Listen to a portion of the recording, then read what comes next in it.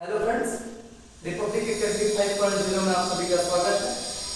उम्मीद करते हैं कि आप लोग स्वस्थ होंगे। देखिए, हमारा टॉपिक चल रहा था ह्यूमन डाइजेस्टिव सिस्टम, जो कंप्लीट हो चुका है। अब उसमें एक पार्ट आता है आपका ह्यूमन डाइजेस्टिव ग्लैंड का, यानी ग्रंथियों के बारे में। तो पहले हम समझते हैं कि डाइजेस्टिव ग्लैंड है क्या। देखिए, डाइजेस्टिव ग्लैंड आपका जो होता है ना, ये डाइजेस्टिव ग्लैंड आपका वो होता है कि जहां पर हमारे शरीर के अंदर जो हम भोजन करते हैं ना, उसको भोजन को डाइजेस्ट करने में, ठीक, हार्मोन्स के सीक्रेशन में या हार्मोन्स के श्रावण में, ठीक है ना, इन सब में जो होता है कि डाइजेस्टिव ग्लैंड का, या ये कहा जाए कि पाचक ग्रंथियों का बहुत बड़ा रोल होता है। ठीक, हम आपको बता दें कि पाचक ग्रंथियां जो होती है ना, ये जो होती है कि कितनी होती हैं, इनकी संख्या होती है कितनी, 3। कितनी होती हैं, 3। कौन कौन सा? एक हम पढ़ते हैं सेलेवरी ग्लैंड, जिसको हम पहले आपको पढ़ा चुके हैं। दूसरा है लीवर और तीसरा है पैनक्रियाज। ये हमारा लीवर, ये है हमारा अग्नाशय।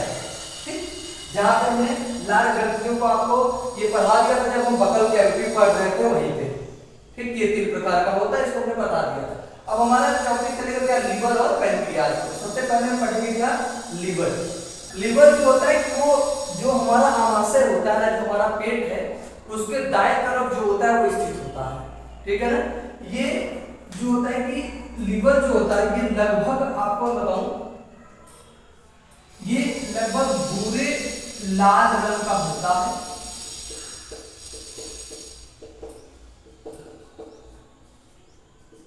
कैसा होता है, भूरे लाल रंग का होता है। ठीक है, जो लगभग जिसकी लंबाई जो होती है ना, वो कितनी होती है कि लगभग 13 to 15 सेंटीमीटर लंबा होता है। ठीक, और वजन जो होता है वो इसका होता है लगभग 1.3 to 1.6 kg के आसपास में इसका क्या होता है, वजन होता है। ठीक, अब देखिए आपको बताऊं कि ये देखिए, ये सबसे इंपॉर्टेंट है लंबाई। देखिए, लीवर की लंबाई बढ़ना मतलब क्या, ये बीमारी है कि लीवर की लंबाई जो होती है कि जब बढ़ जाती है ना, तो वहां पे बहुत सारी बीमारियां होती है। जैसे आपको बताऊं कि लीवर की लंबाई के बढ़ने से जो होता है कि लीवर कैंसर भी होने की संभावनाएं होती है। और लीवर की लंबाई जो बढ़ती है, लीवर की लंबाई बढ़ने से जो बीमारी होती है, या फिर लीवर की लंबाई को बढ़ने की जो प्रक्रिया है, उसको हम बोलते हैं हिपेटोमीगोली। क्या बोलते हैं, हिपेटोमीगोली बोला जाता है। ये लीवर की लंबाई को बढ़ने की प्रक्रिया है, इसको बोलते हैं, क्या बोलते हैं, हिपेटोमीगोली। हिपेटोमीगोली बोला जाता है। ठीक है ना, ये बढ़ने की प्रक्रिया है। अगर किसी का भी लीवर बढ़ गया तो समझ लीजिए तो क्या बोलते हैं, मेडिकल के भाषा में उसको हम बोलते हैं हिपेटोमीगोली बोला जाता है। अब देखिए, यहाँ पे लीवर जो होता है ना, कि लीवर का कार्य क्या है, या लीवर जो होता है कि हमारे शरीर में करता क्या है, तो आपको समझिए कि लीवर के द्वारा बाइल जूस का सिक्रेशन होता है, या बाइल जूस निकलता है। ठीक, लीवर के द्वारा क्या निकलता है, बाइल जूस निकलता है। ठीक है, जिसमें बाइल जूस जो होता है, उसमें होता क्या क्या है, बाइल जूस में बहुत सारी चीजें होती हैं। ठीक है ना, जिसमें आपको बता दें कि इसका कार्य क्या करता है, समझिए बाइल जूस का। बाइल जूस जो होता है कि ये भोजन को क्या करता है कि डाइजेस्ट करने में मदद करता है। ठीक, ये हल्का जो होता है ना कि येलो ग्रीन येलोइश कलर का होता है। ठीक है, जिसका जो पीएच वैल्यू होता है, ये कहा जाए कि जिसका नेचर होता है बाइल जूस का, वो न्यूट्रल टाइप में होता है थोड़ा सा। ठीक है, दूसरी बात कि ये करेगा क्या कि इसके द्वारा बहुत सारी चीजें, जैसे हार्मोन्स का सिक्रेशन जो होता है, हार्मोन्स को स्रावित भी करता है। कौन सा हार्मोन्स, 2 ऐसे हार्मोन्स हैं जिसका क्या होता है कि स्रावण ही करता है। ठीक है ना, या ये कहा जाए कि उसका निर्माण करता है। कौन कौन सा, एक है एस्ट्रोजन। क्या है, एक है एस्ट्रोजन और दूसरा है आपका थायरॉक्सिन। ठीक, कि बाइल जूस जो होता है वो सिर्फ भोजन को ही डाइजेस्ट नहीं करता, उसके अलावा क्या करता है, ये हार्मोन्स का निर्माण भी करता है। कौन कौन सा, मुख्य रूप से कौन सा, एस्ट्रोजन है और थायरॉक्सिन है। ठीक, एस्ट्रोजन क्या है? एस्ट्रोजन जो होता है कि ये फीमेल रिप्रोडक्टिव ऑर्गन जो होते हैं ना, वहां पे होता है कि यानी मादा में एस्ट्रोजन हार्मोन होता है जो क्या करता है कि सेक्सुअल रिप्रोडक्शन में क्या करता है, हेल्प करता है। ठीक, और थायरॉक्सिन जो होता है ये गले में पाया जाता है, इसकी वजह से थायराइड्स होते हैं ना हमारे गले में, या फिर थायरॉक्सिन जो होता है वहां पे बनता है। ठीक, अब देखिए यहाँ पे इसके अलावा ये जो होता है ना कि क्या करता है कि हमारे शरीर के मेटाबॉलिज्म को भी क्या करता है, बढ़ाता है। ठीक, यानी जैसे जैसे बाइल जूस का सिक्रेशन होगा वैसे वैसे क्या होगा, भोजन को आसानी से डाइजेस्ट किया जाता है। अब यहाँ पे देखिए कि लीवर के अंदर, ठीक है ना, लीवर के अंदर जो बाइल जूस होता है वो क्या करता है, देखिए ये जो होता है कि आपका ग्लूकोज जो होता है ना, क्या होता है, ग्लूकोज। ठीक, ये ग्लूकोज को प्रोड्यूस करेगा किसमें, ग्लाइकोजन, किसमें, ग्लाइकोजन में। ठीक, और फिर क्या करेगा कि ब्रेक डाउन करेगा, क्या इसको break down glycogen into glucose. ठीक, आपको मैं पहले बता चुका हूं कि ग्लूकोज क्या है और ग्लाइकोजन क्या है, कि मनुष्य के अंदर जो भोजन जो होता है डाइजेस्ट होता है ना, यही कहा है कि मनुष्य के अंदर जो भोजन का स्टोरेज होता है वो किस रूप में होता है, ग्लाइकोजन के रूप में। ठीक, तो लीवर क्या करता है कि वो क्या करेगा, उसी ग्लाइकोजन को तोड़ के फिर किस में कन्वर्ट कर देगा, ग्लूकोज में, जिसकी वजह से क्या होता है, भोजन आसानी से डाइजेस्ट हो जाता है। ठीक, तो ये था आपका क्या, लीवर, कि क्या है, भूरे लाल रंग का होता है, अमाशय के दाहिने तरफ होता है, इसकी लंबाई कितनी होती है, 13 से 15 सेंटीमीटर होती है, वजन कितना होता है, 1.3 से 1.6 केजी होता है। लंबाई जो बढ़ जाती है लीवर की उसको हम क्या बोलते हैं, हेपेटोमीगोली बोलते हैं। ठीक है, बाइल जूस का सिक्रेशन होता है, बाइल जूस कैसा होता है, बिल्कुल हल्का जो होता है कि ग्रीनी येलोइश कलर का होता है। ठीक, बाइल जूस जो होता है कि वो हार्मोन्स का भी निर्माण करता है, जैसे एस्ट्रोजन हो गया, थायरॉक्सिन हो गया। ठीक है, और भोजन को डाइजेस्ट करता है और ग्लूकोज को क्या करता है, सॉरी ग्लाइकोजन को ग्लूकोज में कन्वर्ट करके उसको क्या करेगा, पूरी तरीके से तोड़ देता है। ठीक, अब यहीं पे देखिए हमारा क्या होगा कि जब बाइल जूस का जो सिक्रेशन होता है ना, तो इसकी थोड़ी सी मात्रा जो होती है वो कहां पहुंचा दी जाती है, कि इसी को, इसकी थोड़ी सी मात्रा स्टोर होती है हमारे गाल ब्लैडर में, इसमें गाल ब्लैडर में कुछ समय के लिए बाइल जूस होता है वो कहां पे स्टोर होता है, गाल ब्लैडर में। और गाल ब्लैडर में जब स्टोर होता है तो वहां पे क्या किया जाता है कि इसी गाल ब्लैडर के माध्यम से फिर जो पोषक तत्व होते हैं ना उसको क्या कर दिया जाता है कि स्मॉल इंटेस्टाइन की जो विलाई होती है उसके द्वारा रुधिर वाहिनियों में भेज दिया जाता है। ये काम किसका है, गाल ब्लैडर का। कुल मिला के गाल ब्लैडर कुछ बहुत ज्यादा वर्क नहीं करता, सिर्फ इतना करेगा कि बाइल जूस का जब सिक्रेशन होगा, कब, जब बाइल जूस की मात्रा कभी-कभी हमारे शरीर में ज्यादा हो जाती है, और जब ये ज्यादा इसकी मात्रा हो जाती है तो उसी को फिर स्टोर कहां कर लिया जाता है, गाल ब्लैडर में। ठीक है ना, अब ये बाइल जूस की मात्रा ज्यादा कब होगी ये बता दूं आपको। बाइल जूस की मात्रा तब ज्यादा हो जाती है कि जब हम क्या होता है कि भोजन नहीं करते समय से, तो होता है कि एसिडिटी का बढ़ना, यानी बाइल जूस जो होता है वो ज्यादा सक्रिय हो जाता है, जिसकी वजह से उसका सिक्रेशन ज्यादा हो जाता है, और उसकी मात्रा जब ज्यादा हो जाएगी तो उसी को कहां पे स्टोर कर लिया जाएगा, गाल ब्लैडर में। ठीक, अब इसके बाद का जो टॉपिक हमारा है वो क्या है, पैनक्रियाज या अग्नाशय। देखिए लीवर के बाद जो है कि हमारा तीसरा जो डाइजेस्टिव ग्लैंड है वो कौन सा है, अग्नाशय या पैनक्रियाज है। पैनक्रियाज क्या है, ये लीफ लाइक स्ट्रक्चर है, ये पत्ती की तरह संरचना होती है ये। ठीक है, जो लीवर के पास में ही होता है। अब देखिए यहाँ पे अग्नाशय जो होता है ना, ये पूरे डाइजेस्टिव ग्लैंड का ये दूसरा सबसे बड़ा पार्ट होता है। ठीक, यानी कि डाइजेस्टिव पाचक ग्रंथियों में दूसरा सबसे बड़ा जो होता है पार्ट कौन होता है, वो अग्नाशय है या पैनक्रियाज है। पहला कौन सा था, लीवर जो सबसे बड़ी ग्रंथि है, और दूसरी कौन सी है, पैनक्रियाज है। ठीक, अब देखिए पैनक्रियाज जो होता है इसके द्वारा, पैनक्रियाज के द्वारा जो होता है ना वो पैनक्रियाटिक जूस निकलता है। क्या निकलता है, पैनक्रियाटिक जूस, या इसको हम बोलते हैं अग्नाशयी रस। क्या बोलते हैं, अग्नाशयी रस बोला जाता है। ठीक है, जिसका काम ये होता है कि ये हमारे भोजन को क्या करता है, डाइजेस्ट करता है। क्या करता है, हमारे भोजन को डाइजेस्ट करता है। ठीक, अब देखिए जो पैनक्रियाटिक जूस होता है ना, इस पैनक्रियाटिक जूस का जो निर्माण होता है, ये कहा जाए कि किससे मिलकर बना होता है।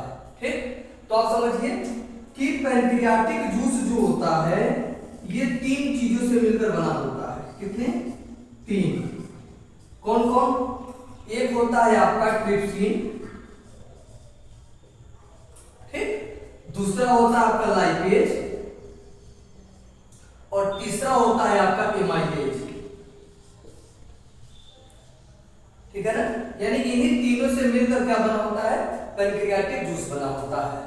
ठीक, अब ये तीनों के काम अपने अपने अलग अलग हैं, यानी ये भोजन को क्या करते हैं, पचाते हैं, भोजन को डाइजेस्ट करते हैं। ठीक है, जो हम भोजन कर रहे होते हैं ना उसमें अलग अलग पोषक तत्व होते हैं, जैसे प्रोटीन होता है, फैट होता है, स्टार्च होता है, कार्बोहाइड्रेट्स होता है, वाटर होता है, तो सबको तोड़ने के अपने अपने काम हैं। ऐसा नहीं कि सभी को एक जगह एक ही लोग तोड़ेंगे, नहीं। जैसे ट्रिप्सिन है, इनका अपना काम है, ये किसी को तोड़ेंगे, लाइपेज किसी अन्य को तोड़ेगा, एमाइलेज किसी और को तोड़ेगा। यानी सब के सब क्या करते हैं कि ये एक दूसरे से क्या करते हैं कि हेल्प आउट तो करेंगे, लेकिन सबका अपना अपना फंक्शन है, सबके अपने अपने कार्य हैं। जैसे समझिए ट्रिप्सिन, ये क्या करेगा, ट्रिप्सिन जो होता है वो एंजाइम होता है जिसका काम ये होता है कि ये प्रोटीन को डाइजेस्ट करता है। ठीक, ट्रिप्सिन क्या करेगा, ये क्या करेगा, प्रोटीन का पाचन। कौन करेगा, ट्रिप्सिन। कैसे करेगा, ये क्या करेगा जो है कि प्रोटीन और पेप्टोन को किससे बदल देगा, पेप्टाइड में। किससे बदल देगा, पेप्टाइड में। ठीक, दूसरा लाइपेज। लाइपेज जो होता है ये किसका करता है, ये वसा का पाचन करेगा, यानी फैट का। वसा यानी फैट। ठीक, कैसे करेगा, ये क्या करेगा कि फैट को, ठीक है ना, फैटी एसिड में क्या कर देगा, तोड़ देगा। और किसमें तोड़ देगा, फैटी एसिड और ग्लिसरॉल में। किसमें तोड़ देगा, फैटी एसिड और ग्लिसरॉल में तोड़ के इनको क्या करेगा, डाइजेस्ट कर देगा। तीसरा है एमाइलेज। एमाइलेज जो होता है ये किसका करता है, स्टार्च का पाचन करता है। ठीक, किसका करेगा, स्टार्च का। अब देखिए कैसे करेगा, ये भी क्या करेगा, स्टार्च को माल्टोज शुगर में क्या कर देगा, बदल देगा। अब आपको बताऊं, अब ये तीनों के तीनों मिलके किसको किसको तोड़ दिए, प्रोटीन को, फैट को, स्टार्च को। यानी ये तीनों किसमें पाए जा रहे हैं, पैनक्रियाटिक जूस में या अग्नाशयी रस में। तो अगर आपसे पूछा जाए कि अग्नाशयी रस जो होता है वो किसका किसका पाचन करता है, किसको तोड़ता है, तो आप बताएंगे प्रोटीन, फैट और स्टार्च को। ठीक, ये 3 भागों से मिलकर बना होता है trypsin. 3 enzyme, trypsin, lipase, amylase. इसको हम बोलते हैं, ट्रिप्सिन को क्या बोलते हैं, pancreatic trypsin, pancreatic lipase, pancreatic amylase. ठीक, अब देखिए यहाँ पे एक चीज और, स्टार्च जो है, जब मैं आपको पढ़ा रहा था पोषक तत्व, तो हाँ आपको बताया गया था कि स्टार्च क्या है। स्टार्च जो होता है ये पौधों में जो भोजन स्टोर होता है वो किस रूप में होता है, स्टार्च के रूप में। स्टार्च सबसे ज्यादा कहाँ पाया जाता है, जो आटे को चालने के बाद जो उसके वेस्टेज निकलते हैं ना, उसमें स्टार्च की मात्रा क्या होती है, वो ज्यादा होती है। यानी ये कह लिया जाए कि आटे में स्टार्च जो होता है ना वो ज्यादा होता है। ठीक है ना, इसीलिए क्या होता है कि जब आप किसी रोटी के टुकड़े को तोड़ के खाइए, ठीक है ना, तो क्या होता है वो किसमें कन्वर्ट होता है, माल्टेज में, किसमें, माल्टोज में। ठीक, ये आपको जो मैं क्या पढ़ा रहा था, लाल ग्रंथियां, तो हम बताया था कि स्टार्च को टाइलिन जो होता है किसमें कन्वर्ट करता है, माल्टोज में, इसीलिए मीठा लगता है। और जो थोड़ा बहुत हिस्सा बच गया वो आने के बाद एमाइलेज क्या करेगा, वो तोड़ देगा। वहां पे आपको बताया गया था कि टाइलिन में भी क्या पाया जाता है, एमाइलेज पाया जाता है। ठीक, तो एमाइलेज वहां पे भी स्टार्च को माल्टोज में तोड़ रहा था और यहाँ पे भी तोड़ रहा है। अब आपके दिमाग में प्रश्न आ रहा होगा कि जब वहां तोड़ दिया तो यहाँ पे काहे तोड़ रहा है। तो आपको बता दें कि मुख या बकल कैविटी में या मुख गुहा में पूरी तरीके से पाचन नहीं होता। ठीक है, वहां से तोड़ा जाता है और तोड़ के जब वो कहाँ आता है, स्मॉल इंटेस्टाइन में, स्टोमक में, जब इधर आने लगता है तब पूर्ण रूप से क्या होता है, उसका डाइजेशन होता है। तो तो यहाँ पे भी एमाइलेज जो होता है क्या करेगा, जो बचा रहेगा उसको क्या करेगा, माल्टोज में बदल के तोड़ देगा, जिसकी वजह से क्या होता है, भोजन का डाइजेशन आसानी से हो जाता है। ठीक, अब देखिए इस तरीके से हमारा human digestive gland, human digestive system, ये आपका जो है टॉपिक आज कंप्लीट होता है। ठीक, यानी ये कहा जाए कि न्यूट्रिशन इन ह्यूमन आपका जो है ना यहाँ पे कंप्लीट हो जाता है। और मुझे पूरी उम्मीद है कि जो हमें न्यूट्रिशन इन ह्यूमन जो पढ़ाया गया है, जो आपको बताया गया, उससे आप बिल्कुल संतुष्ट होंगे। ठीक है, अब आपका जो आगे चलेगा आपको मैं बताऊं, कभी हम आपको क्वेश्चन पेपर जो है वो करवाएंगे, अरे न्यूट्रिशन से रिलेटेड जितने भी क्वेश्चन बनने की जो संभावनाएं हैं, ठीक है, वो क्वेश्चन पेपर आपको यहाँ पे करवाया जाएगा कि कौन कौन से क्वेश्चन बन सकते हैं, उससे इंपॉर्टेंट जो होंगे। ठीक है, वो हम आपको नेक्स्ट वीडियो में सबसे पहले वही करेंगे कि न्यूट्रिशन का जो है पूरा का पूरा एक जो है पूरा क्वेश्चन पेपर बनेगा, उसको बताया जाएगा। जैसे आपको केमिस्ट्री जब पढ़ाया गया तो केमिस्ट्री में भी आपका चैप्टर जो फिनिश हो चुका है वो, ठीक है, एसिड बेस एंड साल्ट, उसका भी क्वेश्चन पेपर आपको सॉल्व करवाया जाएगा, जिससे आपको आने वाले एग्जाम के लिए आपको क्या मिलेगा, उसके हेल्प आउट मिलेगा। आपको ही पता चल जाएगा कि इस चैप्टर से लगभग कितने क्वेश्चन पूछ सकते हैं। आपको बता दूं मैक्सिमम 25-30 क्वेश्चन अगर आपने इसमें से एक चैप्टर से तैयार कर लिया तो समझ लीजिए कि आपके एग्जाम जो होंगे ना, बोर्ड के एग्जाम हो या कोई भी एग्जाम हो, आपके बेहतर तरीके से होंगे। तो नेक्स्ट वीडियो में हम आपको न्यूट्रिशन से रिलेटेड जो भी क्वेश्चन बनेंगे उसको कुछ क्वेश्चन आपको सॉल्व करवाएंगे और आप उसको देखिएगा, उससे कुछ सीखिएगा। और पूरी उम्मीद है कि हमारे द्वारा जो भी टॉपिक हुआ आपका, जो न्यूट्रिशन हुआ, उससे वो आप बिल्कुल कुछ सीखे होंगे, बिल्कुल संतुष्ट होंगे। अब आप क्या करिए कि नेक्स्ट वीडियो का वेट नहीं करना पड़ेगा और नेक्स्ट वीडियो आपको पेपर सॉल्व कराया जाएगा, उसको भी आप देखिए। और हमारे चैनल को आप लाइक करें, कमेंट करें, सब्सक्राइब करें, शेयर करें, और जहां भी कोई आपको डाउट होता है, कोई अगर आपको सजेशन होता है तो आप उसको कमेंट बॉक्स में लिख सकते हैं। धन्यवाद।